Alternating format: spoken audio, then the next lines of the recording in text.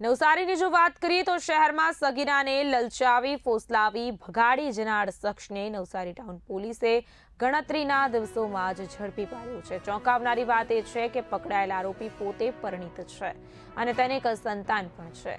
નવસારી શહેરમાં રહેતી એક સગીરા થોડા દિવસો પહેલા જ સિવિલ હોસ્પિટલમાં દાખલ પોતાના એક સંબંધીના સેવા માટે ત્યાં રોકાઈ હતી। આ દરમિયાન સિવિલ હોસ્પિટલમાં સફાઈ કામદાર તરીકે ફરજ બજાવતા ભાવેશ હળપતિ સાથે તેની મિત્રતા થઈ હતી।